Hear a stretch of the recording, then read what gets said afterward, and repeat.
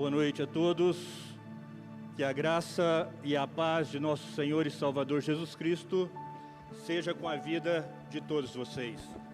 Levante sua mão direita ao céu e repita comigo: Deus é bom, sabe o que faz e tem sempre razão. Convido os amados a abrirem a santa palavra de Deus no livro de Apocalipse, capítulo 2, a partir do versículo de número 18. Quero parabenizar a Cristina e a tia Shirley pela dedicação, pela mesa que prepararam para o Senhor, linda como sempre. Deus os abençoe grandemente, ricamente, em nome de Jesus. Apocalipse 2, a partir do versículo de número 18.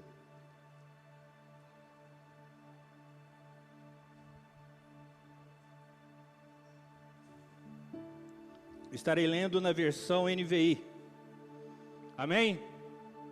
Diz assim a palavra do Senhor: Ao anjo da igreja em Tiatira escreva: Estas são as palavras do Filho de Deus, cujos olhos são como chamas de fogo e os pés como bronze reluzente. Conheço as suas obras, o seu amor, a sua fé, o seu serviço e a sua perseverança, e sei que você está fazendo mais agora do que no princípio. No entanto, contra você tenho isso: você tolera Jezabel, aquela mulher que se diz profetiza. Com seus ensinos, ela induz os meus servos à imoralidade sexual e a comerem alimento sacrificado aos ídolos. Dei-lhe tempo para que se arrependesse da sua imoralidade sexual, mas ela não quer se arrepender. Por isso vou fazê-la adoecer e trarei grande sofrimento aos que cometem adultério com ela, a não ser que se arrependam das obras que ela pratica. Matarei os filhos dessa mulher. Então todas as igrejas saberão que eu sou aquele que sonda mentes e corações, e retribuirei a cada um de vocês de acordo com as suas obras. Aos demais que estão em Tiatira, a vocês que não seguem a doutrina dela e não aprenderam, como eles dizem, os profundos segredos de Satanás, digo: não porei outra carga sobre vocês. Então somente apeguem-se com firmeza ao que vocês têm, até que eu venha. Aquele que vencer e fizer a minha vontade até o fim, darei autoridade sobre as nações. Ele as governará com cetro de ferro e as despedaçará a um vaso de barro. Eu lhes darei a mesma autoridade que recebi, a autoridade de meu Pai. Também lhe darei a estrela da manhã. Aquele que tem ouvidos, ouça o que o Espírito diz às igrejas. Curve a sua cabeça. Deus querido, Deus santo, Deus amado, nós queremos te louvar, ó Deus, pela tua santa palavra. Queremos te agradecer, ó Deus, pela presença do teu Santo Espírito nesse lugar.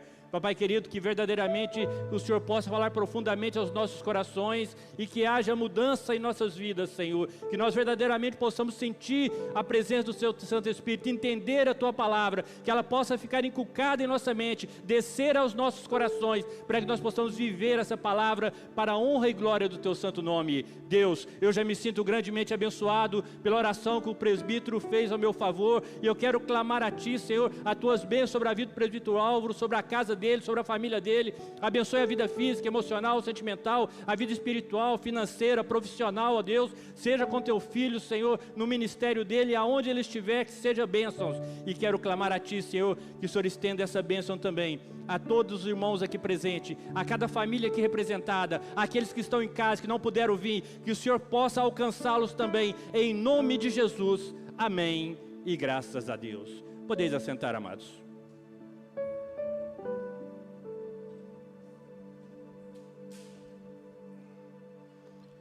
Embora muitas pessoas hoje tenham vivido e agido como se a paciência de Deus não tivesse limites, a palavra de Deus, a Bíblia Sagrada, ela nos mostra que um dia será colocado um ponto final, porque até a paciência de Deus ela tem limite.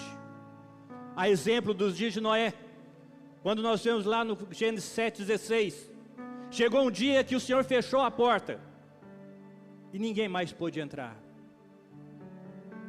Na vida de cada pessoa, nós sabemos que a morte, ela também marca o fim de uma oportunidade que as pessoas têm de se arrepender, de voltar para os caminhos do Senhor, de deixar de lado uma vida de pecado e receber os benefícios da graça e da misericórdia de Deus. Uma pessoa, amados irmãos, que morre sem Jesus, ela não tem outra chance. A palavra de Deus diz que enquanto há fôlego, há esperança. Enquanto há fôlego. Em Hebreus 9, 27, a palavra de Deus também nos assegura que ao homem é dado o direito de morrer apenas uma vez. Depois disso, enfrentará o juízo de Deus. Em 2 Coríntios 5:10 também nos diz que nós seremos julgados pelas coisas feitas no nosso corpo e através do nosso corpo. As doutrinas que muitas outras religiões propagam, de purgatório, de reencarnação, onde as pessoas teriam uma segunda oportunidade para mudar de vida, para fazer diferente, para obedecer os mandamentos, isso é uma falácia. Elas contradizem as escrituras sagradas. E em João 5, 28, 29, nós também somos orientados que quando Jesus voltar, todas as pessoas, elas serão chamadas para um julgamento. E nesse dia, quando estiveres diante do Senhor para esse julgamento, haverá apenas duas sentenças: uma sentença de vida ou a sentença de morte eterna. Por isso que nessa noite o Espírito Santo de Deus vem tentar falar ao nosso coração, vem nos conclamar para que nós possamos verdadeiramente ter uma mudança na nossa vida espiritual, porque a paciência de Deus, amados irmãos, tem limite. E esse é o tema da mensagem dessa noite. A paciência de Deus tem limite. Embora nós sabemos que o nosso Deus ele é longânimo, mas tudo tem um limite. E nós precisamos entender isso. Enquanto nós temos a oportunidade de nos voltar para o Senhor, de verdadeiramente viver uma vida pautada na palavra do Senhor, nós precisamos fazê-lo. Amém? Dando prosseguimento com a nossa série de mensagens sobre o tema revelação, nós estamos fazendo a exposição no livro de Apocalipse. E hoje nós vamos iniciar uma análise na carta da igreja que estava localizada em Tiatira. Tiatira hoje é uma cidade, atualmente é uma cidade na Turquia, e elas têm o nome de Aksar. Está a 390 quilômetros de Istambul, uma cidade próspera. Mas Tiatira, naquela época, ela foi uma cidade comercial, era um centro comercial, e ela estava na fronteira entre a Lídia e a Mícia. E antes dela ser refundada por Seleuco I, um dos generais de Alexandre o Grande, por volta de 280 a.C., Tiatira se chamava Pelópia. E essa cidade, ela passou por uma destruição também. Ela foi destruída por um abalo sísmico durante o reinado de Augusto, mas foi reconstruída com a ajuda do Império Romano. A carta enviada à igreja de Tiatira é a mais longa das 7 igrejas, porém é para a cidade menos insignificante, a mais pequena, e também a carta mais difícil de ser interpretada. Mas o tema central dessa carta é santidade. Repita comigo: eu preciso viver em santidade. E é sobre isso que o Espírito Santo vai falar conosco nessa noite. Mas antes disso, vamos entender um pouco do panorama histórico dessa cidade. Como eu disse, Tiatira era a ligação entre a Europa e a Ásia. Ou seja, toda mercadoria que vinha da Europa para entrar na Ásia tinha que passar por Tiatira, e toda mercadoria da Ásia que ia para a Europa tinha que passar por Tiatira também. Tiatira, ao contrário das suas cidades irmãs, que nós já vimos até agora, ela não era nenhum centro político religioso, ela não tinha nenhuma expressão política religiosa, e também Tiatira não tinha grandes templos. Era uma cidade que era sede de uma guarnição militar avançada. Caso algum país pretendesse invadir a região, e logicamente quando um país ia invadir outro, logicamente eles tentavam pegar a primeira capital, invadir a primeira capital para depois ir para os outros. Então ela estava ali, em proteção a Pérgamo. Mas o que marcava realmente Tiatira, o que era um marco naquela cidade, era a reputação que essa cidade tinha de organizar os trabalhadores em sindicatos, em grêmios. Ali, todos os que faziam parte do comércio, eles precisavam estar ligados a um sindicato, seja de lã, de couro, de linho, de bronze, de alfaiates, de vendedor de púrpura. Todos tinham que estar ligados a um sindicato. Então nós vemos que esse sindicato começou lá atrás.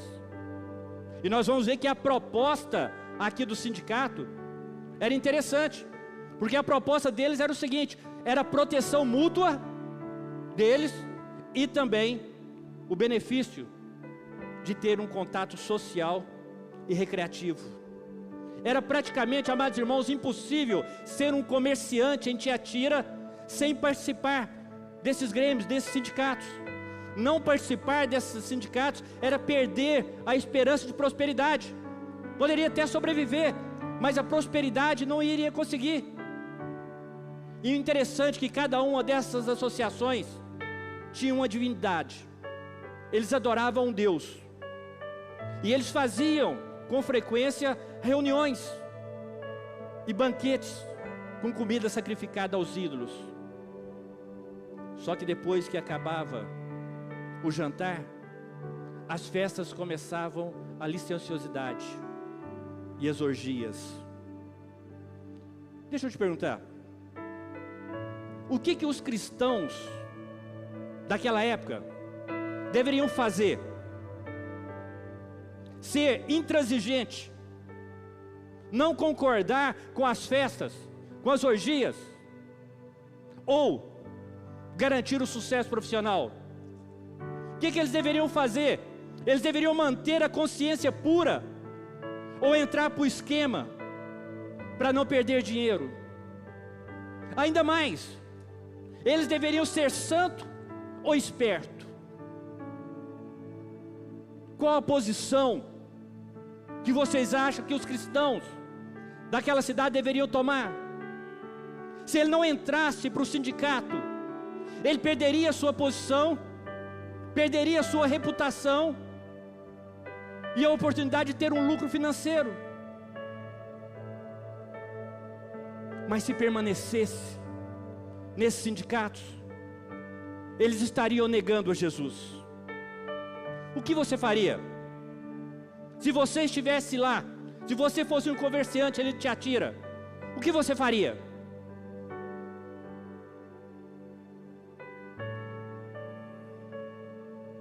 E é dentro desse sistema maligno que está a igreja de Tiatira. Aos olhos de qualquer observador, qualquer pessoa que olhasse a igreja de Tiatira por fora, ela parecia ser uma igreja vibrante, uma igreja amorosa, uma igreja cheia de pessoas, uma igreja que trabalhava em prol da sociedade. Mas agora nessa noite nós vamos ver como Jesus, como ele via essa igreja. Veja no versículo 18, acompanhe comigo. Versículo 18 e 19, o Senhor demonstra que nada escapa aos seus olhos.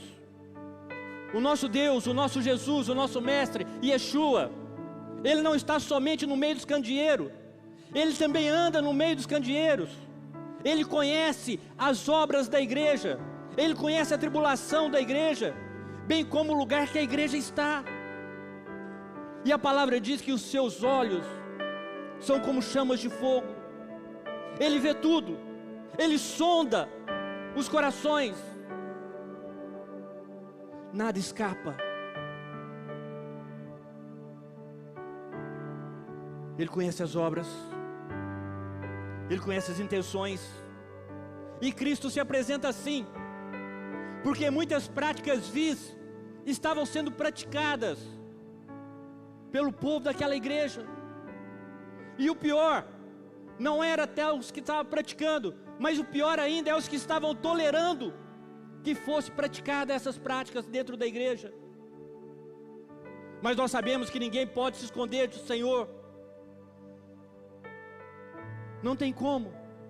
Você pode de repente esconder alguma coisa do seu marido, da sua esposa, você pode esconder alguma coisa do seu pai, da sua mãe, você pode esconder alguma coisa do seu patrão, do seu amigo, do seu pastor, mas de Jesus não. De Jesus você não consegue esconder nada.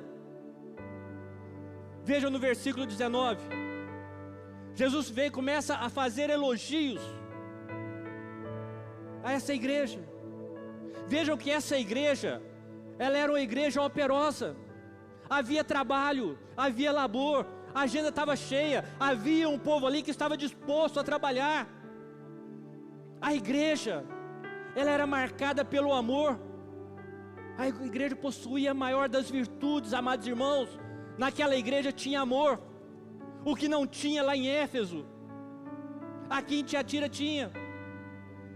Era uma igreja marcada pela fé, havia uma confiança em Deus, uma igreja marcada pela perseverança. A igreja passou por provas e tribulações firmes, e essa igreja estava crescendo. O Senhor fala que as últimas obras são maiores que as primeiras. Olha, veja que coisa linda. Os crentes normalmente começam a ficar mais velhos de crente, começam a encostar, não quer trabalhar, não quer fazer isso, não quer fazer mais aquilo, porque quando está no primeiro amor, as pessoas querem fazer tudo. Se deixar, quer participar de tudo que tem dentro da igreja, e começam a ficar mais velhos, já não quer mais. Até uma coisinha que pede já acha difícil. Não, assim. Agora que essa igreja era diferente, o pessoal que estava velho e queria trabalhar, estava trabalhando, tinham prazer de estar na presença de Deus, de estar na igreja do Senhor, tinham prazer em trabalhar. Agora você sabe o que é triste, amados irmãos? O que é triste aqui é que infelizmente essas marcas eram dos remanescentes fiéis, não era a totalidade dos membros dessa igreja que era assim. E no versículo 20 Jesus vem e apresenta a sua queixa. E observe que antes de Jesus reprovar a falsa profetisa, Ele reprova a igreja. Essa igreja estava crescendo, então Satanás muda a tática. Ao invés de bater de frente, confrontar direto, ele muda a tática. Ele usa a tática da serpente, ele usa a tática da sedução. Ele começa a corromper o povo por dentro. Começa a trabalhar no meio da igreja. E Jesus reprova essa igreja por ela ser tolerante ao falso ensino e com a falsa moralidade. Enquanto nós vimos que na igreja de Éfeso, eles não admitiam, eles não suportavam homens maus, eles não aceitavam os falsos ensinos. Aqui em Tiatira, uma mulher que se dizia profetisa, denominada Jezabel, ela estava exercendo uma influência tão grande, tão nefasta na igreja, igual a Jezabel tinha exercido em Israel. E veja que coisa, o nome Jezabel, ele quer dizer puro, mas Jezabel, ela foi a mulher mais maldita da história de Israel, moralmente devassa, uma mulher idólatra. E para você ter um parâmetro do que o Senhor faz aqui, dessa falsa profetisa, eu vou falar para vocês um pouquinho recapitular, da Jezabel do Antigo Testamento. Jezabel, ela era uma princesa fenícia, e ela se casa com o rei Acabe de Israel, o que passa a ser também um símbolo da união da igreja com o Estado. Acabe era um rei mau, era um rei ruim, que fazia tudo errado, um rei que tolerava a idolatria, um rei que não tinha pulso firme, e ainda se casa com Jezabel, contrariando os mandamentos de Yahweh, do jugo desigual. E Jezabel era o tipo da mulher que manda, e Acabe era o tipo do rei que obedece. Ou seja, nós tínhamos uma mulher abacaxi e um homem banana, e essa fórmula, ela não funciona. Desde o começo da história, a Bíblia nos mostra que isso não funciona. Isso é contra os ensinamentos bíblicos. E Jezabel mandava, e Acabe obedecia. E por Acabe ser um camisolão, Jezabel introduziu em Israel o culto pagão a Baal, e misturou a religião com a prostituição. E ela usou a máquina administrativa para sustentar os 450 profetas de Baal, mais os 400 profetas de Azera. E ela não só perseguiu o povo de Deus, mas também promoveu o paganismo. E quando nós juntamos todas essas características, elas apontam para uma igreja cristã institucionalizada na Idade Média, como uma organização religiosa representada por Jezabel. E Jezabel, meus amados irmãos, ela não somente promoveu a idolatria, instruindo os seus seguidores a praticarem adoração perante imagens, a se curvarem diante das imagens, mas como também seduziu os seus seguidores a comerem as coisas sacrificadas a ídolos, o que parece também simbolizar para nós a perversão da Santa Ceia, pois a simplicidade dos símbolos do pão e do vinho foram transformadas na complexa doutrina eucarística, que é considerada pelos teólogos católicos do sacrifício incruento. E daí, a doutrina da transubstanciação, onde eles acreditam que o pão e o vinho se transformam no corpo e no sangue de Jesus, mesmo os elementos observando e mantendo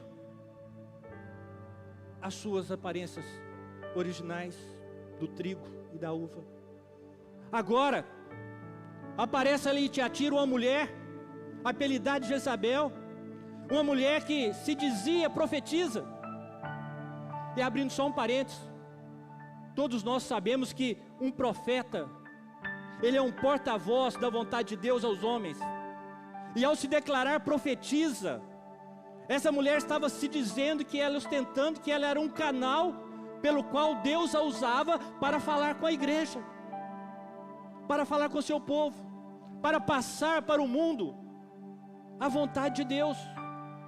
Só que essa mulher, ela vem e começa a ensinar os servos de Cristo a praticar a prostituição, o que nas escrituras é símbolo de idolatria. E nós sabemos que não é difícil para nós que conhecemos um pouquinho da palavra de Deus, de saber que essa comparação, ela é simples. A idolatria é a prostituição, e Deus fala de sua relação com o seu povo como um casamento, exercendo ele a função de marido, e o povo de sua esposa. E essa mulher, amados irmãos, ela pregava que os pecados da carne, eles podiam ser livremente tolerados. O que você fizer no seu corpo não tem problema. E nós vemos aqui a igreja tolerando isso. E isso começa a provocar uma ira em Yeshua, porque a igreja, a qual nós somos os guardiões, nós somos os guardiões dos ensinos da terceira igreja, mas aquela igreja estava permitindo essa mulher subir no púlpito. Essa mulher, ela exercia a docência dentro da igreja, e ela induzia as pessoas ao erro e ao pecado. E aquela igreja, ela não tinha pulso para desmascará-la, para enfrentá-la. Os crentes daquela igreja, eles estavam sendo transigentes, tolerantes, condescendentes dentro da igreja. Aqui nós vemos, meus amados, que não é o lobo que veio de fora. Aqui nós vemos que o lobo estava enrustido dentro da igreja. Uma pessoa de dentro da igreja, de confiança da igreja, começou a promover todo esse pecado dentro da igreja. Ainda no versículo 20, Jesus demonstra seu zelo pela igreja. Jezabel estava ensinando a igreja que a maneira de vencer o pecado era conhecer as coisas profundas do pecado. Para e analisa comigo se hoje em dia não tem muita gente que pensa desse jeito.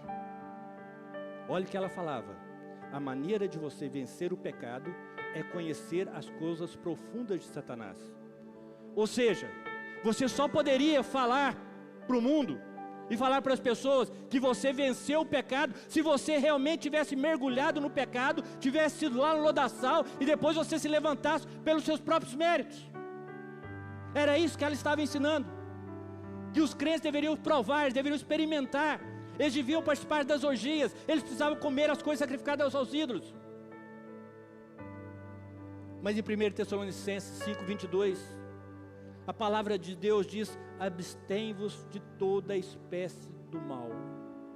E ainda, em Tiago 4:7, sujeitai-vos, pois, a Deus, resisti ao diabo, e ele fugirá de vós.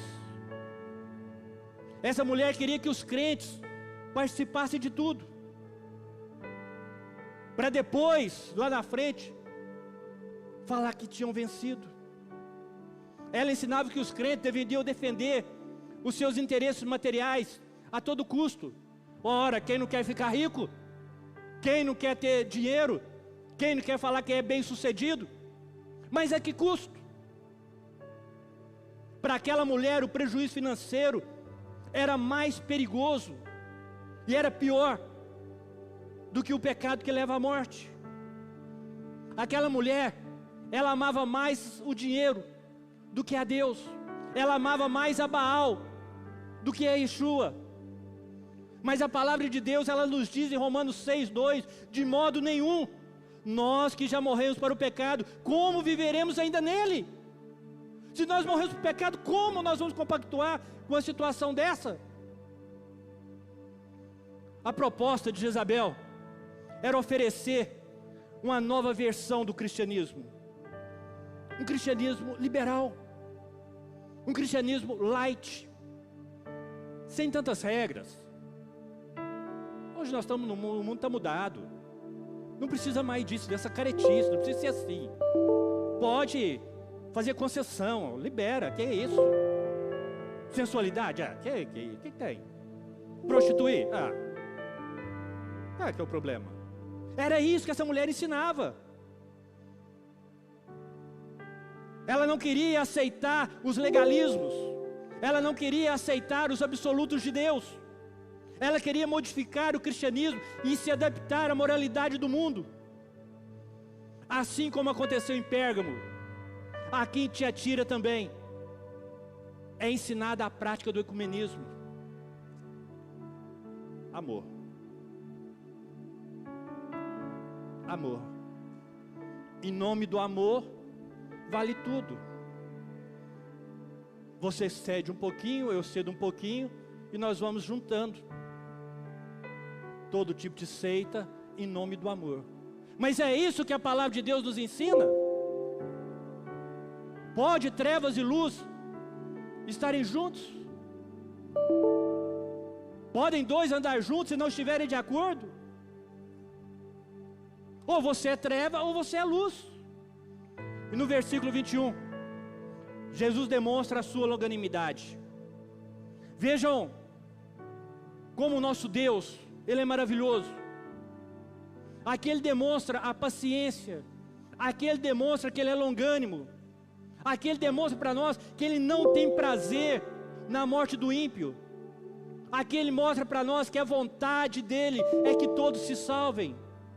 E Ele chama as pessoas ao arrependimento, Ele chamou esse povo ao arrependimento, Ele chamou essa profetisa ao arrependimento, Ele está nos chamando hoje ao arrependimento das nossas práticas que vão contra a palavra de Deus. E Ele ainda dá um tempo para as pessoas se arrependerem.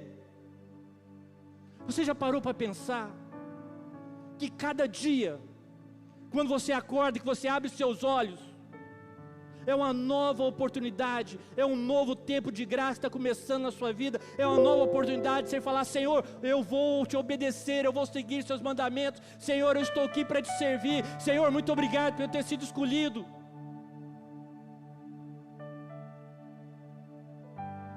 Hoje as portas da graça estão abertas, os braços do perdão estão estendidos, mas o que dói no coração, e o que entristece a gente, é que muitas pessoas, elas não querem se arrepender, elas sabem que estão vivendo o pecado, se morrer hoje vai para o inferno, mas não quer se arrepender. E o Senhor Jesus diz em João 5,40: contudo não quereis vir a mim, para terdes vida. O próprio Jesus, falando para nós: contudo não queres vir a mim, para terdes vida. No versículo 22, Jesus avisa que eles seriam disciplinados, e nós sabemos e vimos que Jezabel, ela não quis se arrepender, ela desprezou o tempo da sua oportunidade, ela fechou a porta da graça com as suas próprias mãos, ela calcou os pés do sangue purificador de Cristo, ela zombou da paciência de Yeshua. Agora ela e seus seguidores são castigados com doença, com tribulação e com morte.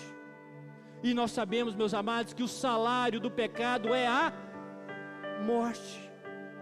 O pecado, muitas vezes, ele é doce ao paladar, ele é gostoso à carne, mas ele passa a ser amargo no estômago, porque o pecado, meus amados irmãos, é uma fraude, oferece prazer, mas traz desgosto. E nós sabemos que Satanás, ele é um estelionatário, ele promete vida, mas o que ele entrega verdadeiramente é a morte. Nos versículos 24 e 25, o Senhor encoraja essa igreja. Nesses versículos nós vemos que é possível sim ser fiel à palavra de Deus. Alguns membros daquela igreja tinham tolerado os ensinos de Jezabel, porém havia naquela igreja remanescentes fiéis, pessoas que permaneceram firmes, mantendo a sã doutrina, agarradas à verdade. E Cristo diz que, de fato, esses são livres, porque o jugo de Cristo é suave e o fardo dele é leve. Os mandamentos de Deus, eles não são penosos, não são fardos pesados. Ser cristão, meus amados irmãos, é verdadeiramente ser livre, amém? Os versículos 26 e 29, Jesus promete recompensa pela fidelidade. A perseverança é a marca dos santos, e nós sabemos que aqueles que se desviam perecem no pecado, assim como Judas. As pessoas passam a ser filhos da perdição, e nós sabemos que essas pessoas nunca nasceram de novo. Aquela falsa profetisa, ela estava pregando que os crentes deveriam entrar nas associações comerciais. Se eles não participassem das cerimônias pagãs, eles estavam fadados à falência. Mas o Senhor Jesus, Ele vem e fala para nós, de que adianta você ganhar o mundo inteiro e perder a sua alma?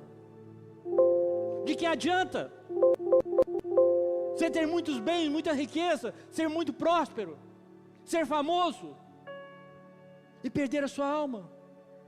E nós sabemos que aqueles que não vendem a sua consciência vão ser honrados, vão se assentar no trono e vão julgar os ímpios, os santos. Nós vamos julgar o mundo, amém? E no 28, os vencedores vão conhecer as coisas profundas, sim, mas as coisas profundas do Senhor. Os salvos, eles receberão a estrela da manhã, e não apenas receberão corpos glorificados, que vão brilhar como as estrelas, mas também vão conhecer a Cristo, a estrela da manhã, na sua plenitude. Cristo é a nossa herança, é a nossa riqueza, é a nossa recompensa, é a nossa salvação, amém? Para concluir, Então nós vimos que em Tiatira, nós encontramos pessoas ali que estavam cedendo às tentações, pessoas que estavam cedendo às heresias, e outras pessoas que simplesmente eram transigentes, ou seja, toleravam a situação. Os remanescentes em Tiatira, eles entendiam com clareza que a vida cristã é uma vida que não pode parar. Não é porque você diz, eu confessei Jesus como Senhor e Salvador da minha vida, pronto, estou salvo. Não, não é assim. Nós precisamos dia após dia estar na busca da estatura do varão perfeito, que é Jesus Cristo. Nós precisamos, amados irmãos, atingir a maturidade. E a maturidade é só caminhando, é só congregando, é só estando junto. É na caminhada dia a dia que nós vamos adquirindo a maturidade. Paulo diz que tinha uns irmãos que ele não poderia falar como espirituais, porque eles eram carnais. Ou seja, tem pessoas que você não pode dar um pedaço de carne, tem que dar água com leite, porque senão engasga. Mas se nós nos propormos a caminharmos juntos na presença do Senhor, buscando a Deus dia após dia, nós vamos crescendo, nós vamos melhorando, nós vamos nos aproximando da estatura do Senhor, e nós vamos nos tornando crentes maduros. E a maturidade, ela é crucial, porque apenas os cristãos amadurecidos, eles podem produzir a glória de Deus. E para os crentes fiéis, o Senhor Jesus promete que um dia nós estaremos com Ele, e não só estaremos com Ele, mas nós vamos reinar com Ele, amém? E no versículo 29, nós vemos que essa carta, ela não foi só para aquela igreja, essa carta é para a igreja de hoje, é para a igreja contemporânea, é para mim, é para você, é para todos nós. Nós precisamos buscar a santidade. E no versículo 29 diz: quem tem ouvidos, ouça o que o Espírito diz às igrejas. Amém? Que o Espírito Santo tenha falado ao seu coração.